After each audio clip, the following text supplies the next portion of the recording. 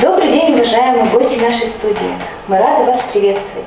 В преддверии Дня мудрейших хотелось бы поговорить о влиянии воспитания и роли старшего поколения в формировании личности ребенка. Сегодня с нами Кашенова Бахтабала Шейдуллахызы, представитель общественного фонда Нурана Алема, Кравцова Татьяна Маратовна, практикующий психолог, кандидат психологических наук, Сапар Айжан, активная молодая мама, победитель республиканского конкурса «Сюкто отбасы», городского конкурса «Семейный уикенд». Здравствуйте, саламатсва. Мы рады вас приветствовать и хотелось бы спросить, насколько сегодня наши бабушки и дедушки стараются поучаствовать в воспитании внуков и правнуков? Актуально ли это среди семей нашего региона? Как вы считаете, Айжан, вот вы как молодая мама, что можете сказать по этому поводу? Каким образом этот процесс происходит в вашей семье? Воспитание ребенка в нашей семье у нас бабуля играет очень большую роль. Практически нашим ребенком занимается в основном она. Она всегда и вот эти вот развивающие игры придумывает, и печет с ней вместе, и шьют они. Вот все такое вот, что связано с ее развитием, в основном у бабули. У нас только воспитание. Ага, спасибо большое, Айжан. Бақтыбала Шейдуллахызы, сіздің пікіріңіз немерелеріңіздің жеке тұлға болып қалыптасуына қалай қатысасыз? Баланың тәрбиесінде әже мен атаның рөлі өте алда тұрған нәрсе. Қазақ айтады, бала өскенше, немере өлгенше деп. Сондықтан да бала тәрбиесінде, немере тәрбиесінде біз ата-анаға бірінші болып бала тәрбиесінде үлкен көмек көрсетуіміз керек. Ол біздің міндетіміз. Біздің міндетіміз. Енді мен өзімнің немерелерім туралы айтатын болсам, немерем, үлкен бірінші немерем 1 жас 8 айында әкесінен қалды. Міне содан бері мен ол қыз өзімнің шешесін сестрам дейді, апам дейді, мені мамам дейді. Міне сол қыздың тәрбиесіне мен өте күшті көмек көрсеттім. Қызым бірінші колледж бітірді, одан кейін институт бітірді, 2 диплом алды. Осы уақытта баланың тәрбиесіне, немеремнің тәрбиесіне мен қарадым. К примеру, на развитие личности великого Абая Кунанбаева, чье 175-летие мы отмечаем в этом году, оказала бабушка Зирия. Отметьте, пожалуйста, основные плюсы развития личности ребенка в семьях с подобным воспитанием. Татьяна Маратовна, как вы считаете? Роль бабушки, роль дедушки в семье – это транслятор ценностей. Они не занимаются воспитанием, они не равны маме и папе. Мама и папа – это источник изменений, формирования личности. Бабушка играет, бабушка имеет большой опыт, она учит печь, выпекать, она рассказывает сказки. Родители не должны полностью делегировать полномочия свои родительские бабушкам и дедушкам. Естественно, когда мы находимся в игровой ситуации, а бабушка с дедушкой это что-то светлое, радостное, это то, о чем мечтает каждый ребенок. На самом деле многие дети, не имеющие такой формы общения, они очень тоскуют и говорят, вот бабушка печет, вот бабушка обнимает, вот у него там бабушка сказки рассказывает. А у меня нет бабушки с дедушкой, мне очень плохо и тяжело. Ребенок тоскует не о родителях. Родители – это одна иерархия ценностей, это совершенно другое восприятие и воспитание. Бабушка и дедушка – это нечто другое, нечто новое. Когда ребенок приходит к бабушке, он учится у нее, учится тому, что возможно, у мамы не хватает времени. Почему бабушка с дедушкой учат печь пироги, шаришки, ватрушки? У нее есть время, у нее есть силы, у нее есть желание, это ее функция. Получается, ребенку от родителей не хватает внимания, да? То внимание, которое могут дать бабушки и дедушки. Правильно это? Давайте будем говорить честно. Есть, конечно, бабушки и дедушки, которые работают. Да. Но, наверное, наша передача больше посвящена бабушкам и дедушкам, которые на пенсии, у которых больше свободного времени и у которых есть потребность передать свои знания, передать свои умения, передать свою доброту, нежность детям. Это на данный момент, вот в их возрасте, это так же необходимо, как когда они когда-то работали, когда они приносили пользу нашему государству. Сейчас они ориентированы на свою семью. И если честно говорить, молодежи некогда. Некогда общаться с бабушками и дедушками. Они поработали, им бы лечь, отдохнуть, приготовить ужин, поговорить со своими детьми. И вот времени на старшее поколение у молодежи не остается. Что же делают наши ребята, малыши? Они приходят со школы или приходят с детского сада, есть бабушка, есть дедушка, у которой много любви, у которой много заботы, которые готовы с тобой разговаривать. И старшее поколение дает младшему как раз вот эту культуру общения. И я не только про сказки, я вообще про обычный человеческий разговор, про ответы, про вопросы, про рассуждения. Вот чего не хватает в семье, где нет бабушки с дедушкой, потому что мама не всегда может уделить столько времени ребенку, сколько старшие. То есть ребенку, по сути, не хватает вот этого от родителей общения и должного внимания, да? Также следует сказать, что старшее поколение бывает совершенно разным, потому как представление о воспитании у старшего поколения может сильно отличаться от мнения молодых родителей, что в результате чего появляется целый комплекс проблем, связанных с появлением у ребенка двух различных чувственных полюсов. Как в данной ситуации прийти к единому мнению, чтобы не нарушить психологический комфорт у ребенка? Татьяна Маратовна, как вы думаете в этой ситуации? Қалай мен өзімнің немеремді, бірінші немеремді қалай көмектесім тұлға болып өсуіне.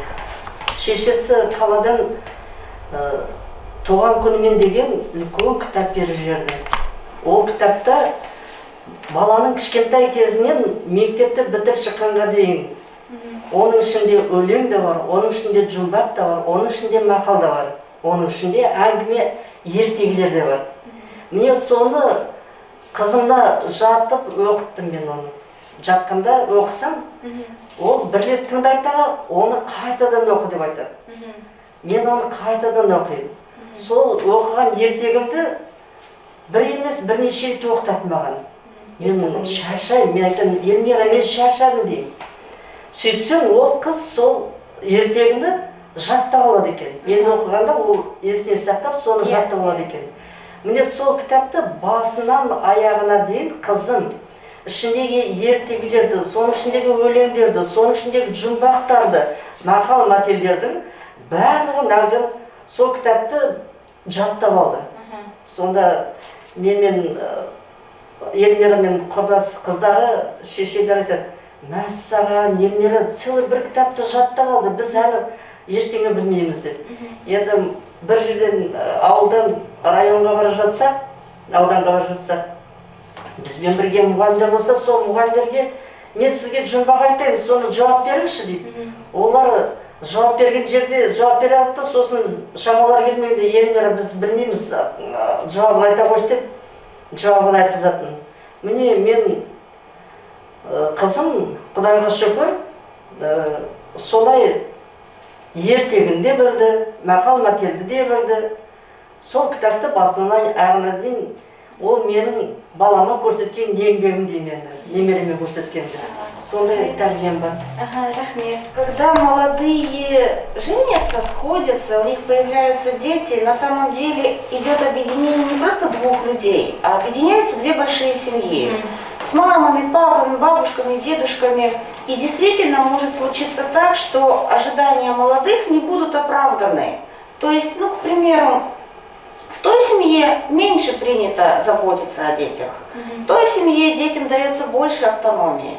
В другой семье по-другому воспитывают детей. И бабушка с дедушкой даже и не думают лезть и рекомендовать, советовать. А молодая девушка, к примеру, рассчитывает на то, что будут брать ее ребенка, будут ей очень много помогать. И ощущение, они меня не любят, они не любят моего ребенка, они не заботятся обо мне.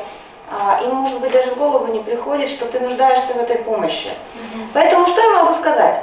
Конечно, ожидания у всех разные, и от брака, и от рождения детей, и от процесса воспитания. Но, наверное, когда мы приводим ребенка в этот мир, мы его приводим в первую очередь не для бабушки, дедушки, А для себя? а для себя. И Да. если уж на то пошло, да, тебе могут помочь, если захотят. Это не является прямой обязанностью, это не является чем-то таким основополагающим и смыслом жизни бабушки и дедушки. Я еще раз подчеркиваю, смысл жизни бабушки и дедушки заключается в том, чтобы они жили, радовались жизни, они прожили большую насыщенную жизнь, они работали, они трудились, они вырастили своих детей. И они дали им определенный плацдарм и толчок в эту жизнь. Внуки – это радость. Это в каком-то смысле, в хорошем смысле, это игрушка, это удовольствие, это приятное времяпрепровождение. Бабушка с дедушкой не воспитывают детей, внуков. Они их могут развивать, подталкивать, играть с ними. Поэтому, если у молодой семьи, у молодежи есть разочарование, что вот бабушка с дедушкой не так к нам относятся, не проводят с нами столько времени, ну, первая рекомендация – поговорите с ними и скажите, вообще я ожидала, что вы будете сидеть днем и ночью с моими детьми и воспитывать их. Послушайте, что вам на это скажут. Может быть, действительно, просто люди не знают ваших ожиданий. И вторая рекомендация – лучше, наверное, приводить детей тогда, когда ты самостоятелен и автономен. Тогда, когда ты сам можешь справиться. Вот тогда, конечно, будут гармоничные отношения, если раз в неделю или раз в 2 недели ты привез своих детей, внуков, все порадовались, посидели, пообщались. Конечно, семьи разные, ситуации разные. То есть не стоит обижаться на то, что, допустим, бывает же, некоторые говорят, вот как они не уделяют внимания внукам, просто потому что воспитание в семьях, оно бывает разное. Воспитание разное, ценности в семье разные, и степень автономности и активности разная. Есть бабушки, которые из квартиры, из дома не выходят, а есть которые очень активные, функциональные. И для них еще один внук – это не повод оставаться дома. У нас моя мама очень любит нашу дочь, и для нее это радость с ней заниматься. Она постоянно, все для нее. Сейчас ее вся жизнь вокруг дочери нашей крутится, вертится. А вот смотрите, как Татьяна Маратовна сказала, что воспитание, в принципе, это различается в разных семьях. То есть вы когда пришли в семью? К примеру, меня тоже в детстве, летние каникулы, 3 месяца лета я проводила чисто у бабушки с дедушкой. У нас то же самое было. Меня летом полностью на попечительство бабушки и дедушки отдавали. Также сейчас моя мама занимается. А вот родители мужа? Там, как сказать, реже видится. То есть, получается, у вас воспитание с мужем, оно отличается, да? То, что вы чаще бывали у дедушки с бабушкой, а там немножко по-другому, да? И вам, вы когда пришли, вам было... Те бабушка с дедушкой также любят, но они работают, у них еще дети есть, а у моей мамы только я. Да. И получается внучка ее. А там еще есть о ком заботиться, поэтому наша дочь больше с моей мамой. Спасибо большое. Также стоит заметить, что встречаются и те семьи, в которых дедушки и бабушки отказываются признавать авторитет родителей и делают все по-своему. Как в данной ситуации поступить родителям, чтобы и сохранить семью, и при этом не разрушить отношения ни с ребенком, ни со своими родителями? Татьяна Маратовна, в данном вопросе хотелось бы послушать вас как специалиста. Вы поднимаете очень интересный вопрос, это называется иерархическая семья. И чаще всего такая ситуация возникает тогда, когда все вместе живут. Бабушка с дедушкой, тут же молодая семья и тут же внуки. И бабушка с дедушкой принимают молодую семью на своей территории. Это их дом, это их правила, это их ценности. И они начинают не специально, но они начинают диктовать условия проживания, коммуникации и воспитания. Может быть, они и не хотят ничего плохого для молодой семьи, но когда дети растут и чем старше они становятся, действительно дети замечают, что авторитет их родителей ставится под сомнение. То есть мама сказала сделай это, а бабушка сказала сделай то, мама сказала сделай так, а бабушка сказала сделай вот так. И если еще и в присутствии ребенка затем идут обсуждения, и если мама отступает перед напором своей матери или своей свекрови, у ребенка складывается вполне четкое ощущение. Маму можно не слушать, можно пренебрегать ее мнением. К чему это приводит? Это приводит к тому, что рано или поздно мы все равно живем отдельно, мы уходим из родительской семьи. И молодая семья обретает автономность, а привычка не слушаться маму и опровергать ее авторитет остается у ребенка. И очень часто это приводит к тому, что ценности теряются вообще. То есть уже я и не бабушку не буду слушать, и не маму не буду слушать, и у меня свои убеждения, и я могу посмотреть в интернете эти убеждения, я могу с друзьями посоветоваться. И очень часто ребенок, который был втянут вот в эти иерархические отношения, он чувствует себя несчастным. Ко мне очень часто обращаются и спрашивают, ну почему же вот вроде бы такая хорошая семья, там, допустим, бабушка педагог-учитель, мама воспитатель, а ребенок у них, ну вот, хулиган, приводы в милиции и все-все-все. Да, потому что бабушка говорит одно и воспитывает взрослую женщину-маму.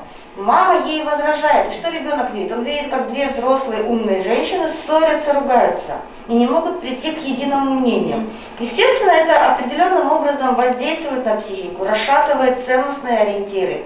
И ребенок решает, я вообще никому не буду верить, я сам пробьюсь в жизни, я сам буду искать правду, справедливость. Опять-таки, не секрет, что в иерархических семьях вопрос, почему вообще возникает иерархическая семья? Дефицит жилплощади. Да. Некуда уйти, то есть я не могу, невестка молодая не может выстроить свою семью по своим законам, она не может жить так, как хочет. Ей приходится оглядываться, чтобы казаться лучше, краше, умнее, сильнее. И вместо того, чтобы воспитывать ребенка, она вынуждена держать вот эту маску. Она вынуждена соответствовать ожиданиям родителей, к примеру, мужа или собственным родителям. Опять-таки это оттягиваются нервно-психические силы. Опять у ребенка идут дефицит, пробелы в воспитании. Ценности не формируются так, что вот я книжку открыл, прочитал, все, сразу все стало понятно, я теперь буду жить так, как нужно. Нет, это идет от мамы с папой. И очень плохой пример, когда бабушка с дедушкой ругаются с родителями. Даже если они потом говорят, делай все равно как хочешь, ребенок это слышит, и он понимает, что такое возможно, и это нормально. Менің айтайын дегенім, біз өмір бойы қызмет істедік, жұмыс істедік.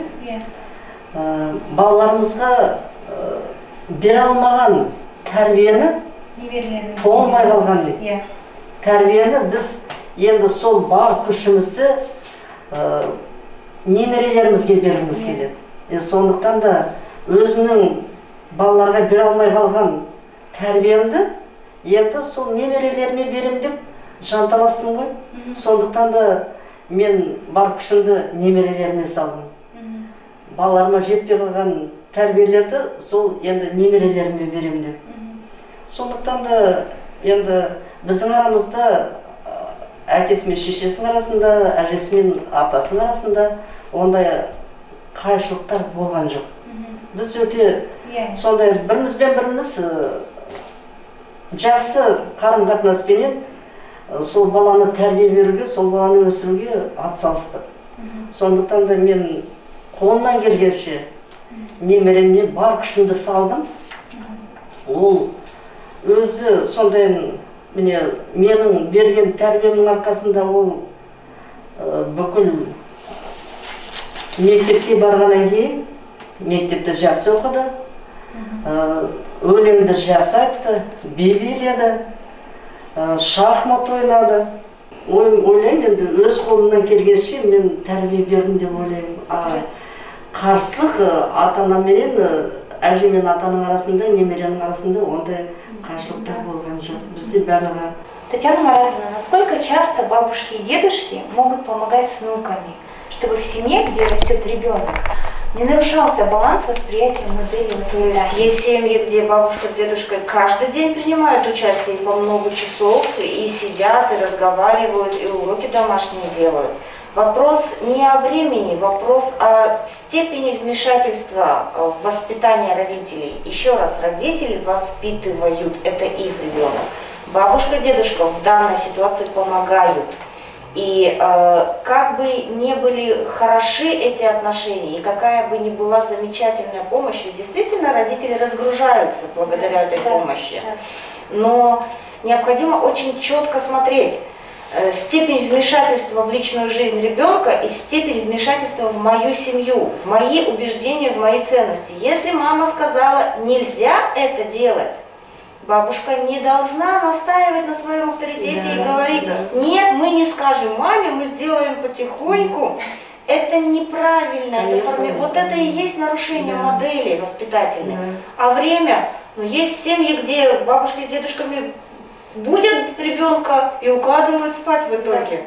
Но при этом все равно идет четкое регламентирование, кто за что отвечает и каким образом это происходит.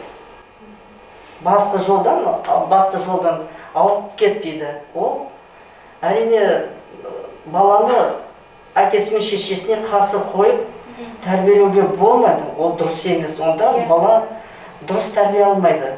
Онда дұрыс болмайды. Можно я еще добавлю? Смысл в чем вообще родительского воспитания? Родители же не просто воспитывают, они отвечают за результаты своего воспитания. Куда ребенок пойдет, кем он станет, каким он станет, в какой компании, какую профессию он выберет. Родитель отвечает за его здоровье, физическое, психическое, психологическое. Родитель систему запретов выставляет и систему разрешений. И даже с точки зрения юридической стороны, бабушка с дедушкой не отвечают за последствия своих действий. Ответственность лежит на родителе. И когда бабушка или дедушка вмешиваются в семейную динамику, даже из очень хороших соображений, даже преследуя замечательные цели, они могут давать деньги, могут говорить, я хочу, чтобы ты стал врачом, но это всего лишь желание, и они не смогут затем реализовать это. Спустя годы, десятилетия ребенок останется с мамой, с папой, и эти отношения будут длительными и функциональными. Бала тәрбиесінде әжесі мен атасы, мамасы мен папасы ешқашанда әже мен ата баланы немересін әкесі мен шешесіне қарсы қоюға болмайды. Өйткені олар ана, олар әкесі. Сондықтан да бір нәрсені істегенде әрқашанда шешесімен, Мұрайса айтқандай дұрыс айтты, анаң айтса, анаңның ақылымен тыңдап көрейік. Егер ол кісі лұқсат берсе, соны істейік деп, солай келісіп отырып, ақылдасып отырып істейтін болса, онда бала ешқашанда не әке мен шешесіне, не атасы мен апасына қарсы тұрмайды. Егер де біз жас әкесі мен шешесі, ата мен әжесі мен атасы бірігіп жұмыс істесек, тәрбие беру жөнінде, онда бала ауып кетпейді. Формирование личности ребенка – процесс непростой. И те, кто рядом, имеют огромное влияние. Безусловно, воспитание старшего поколения отличается от современности, но является бесценным вложением в воспитание нашего ребенка. Берегите наших бабушек и дедушек, ведь самое главное для них – это наше внимание. С праздником вас!